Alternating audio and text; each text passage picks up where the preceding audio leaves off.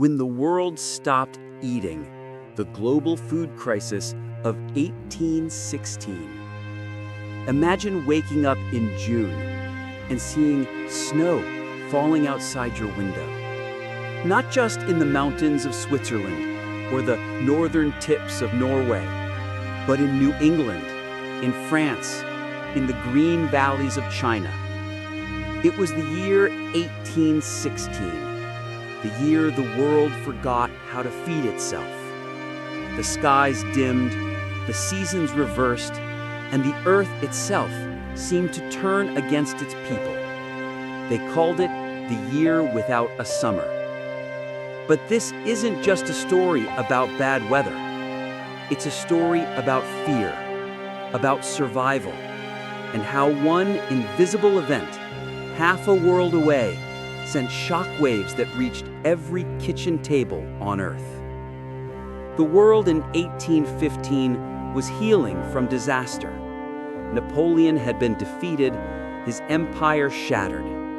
Europe's fields, once trampled by armies, were slowly being replanted. In the Americas, new nations were learning to stand on their own. And in Asia, centuries-old empires watched nervously as trade and colonization changed the rhythm of life. For a brief moment, humanity exhaled.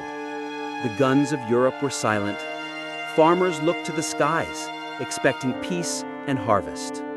But the heavens had other plans. Far from Europe's capitals, on a quiet island in what is now Indonesia, a mountain named Tambora exploded. It was April 1815. The sound was heard nearly 2,000 kilometers away. Villages vanished in an instant. Ash and molten rock buried tens of thousands. But Tambora's deadliest weapon wasn't its fire. It was its dust. Billions of tons of ash and sulfur shot into the upper atmosphere, spreading like a veil around the planet. It dimmed the sun, distorted the seasons, and cooled the earth by several degrees. A small change, but enough to break the delicate balance on which every harvest depends.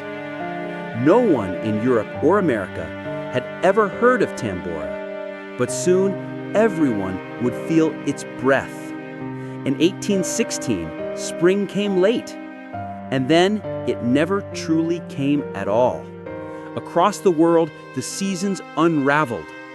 In France, farmers sowed their crops in April, only to watch ice crystals kill them in May. In June, snow blanketed the green hills of Switzerland. The cows that survived the cold starved for lack of grass. In New England, rivers froze in July. Frost struck again and again, as if winter refused to die. Across the Atlantic, China's rice fields drowned under relentless rain. In India, monsoons failed entirely, and famine walked the land like a shadow. The world's heartbeat, the simple rhythm of planting and reaping, stopped. Food prices soared overnight. In England, the cost of oats, once the food of horses, quadrupled, forcing the poor to grind it into bitter bread. People boiled nettles, grass, even sawdust to fill their stomachs. In Switzerland, desperate villagers stormed bakeries. In Ireland, they dug for roots beneath frozen soil. The streets filled with orphans, the dead, and those too weak to move. And when the animals died, humans followed. This wasn't just hunger, it was humiliation. The proud cities of Europe, the shining towns of America, all reduced to begging the sky for mercy. But even in darkness, there were sparks of light. Communities formed public kitchens.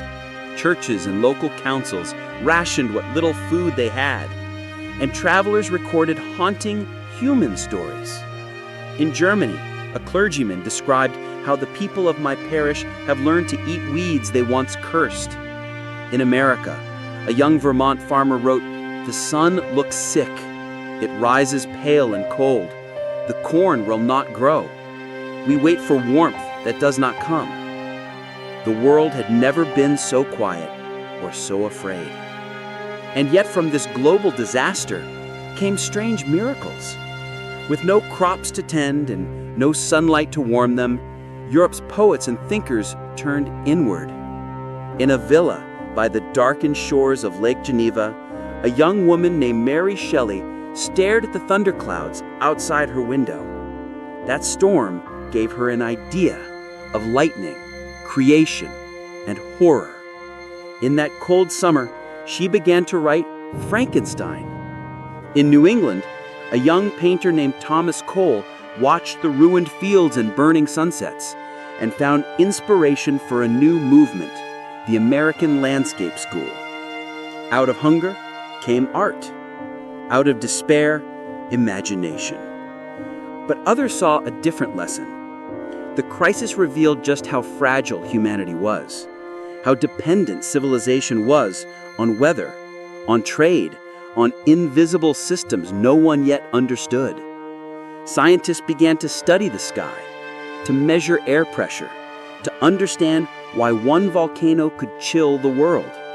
It was one of the first moments when humanity realized we weren't masters of nature, only passengers within it. The food crisis of 1816 became a turning point, not because of what it destroyed, but because of what it taught.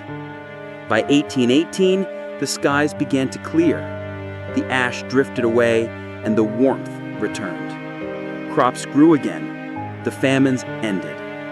But millions had died and millions more had learned what it meant to live when the world stopped giving. Across Europe and Asia, birth rates fell. Migration soared. Thousands left their ruined farms for new lands.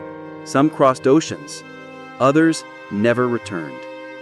Entire communities vanished. But humanity adapted. The year without a summer reminds us of something simple and terrifying. That civilization rests on fragile foundations. The thin soil beneath our feet. The air that warms our skin.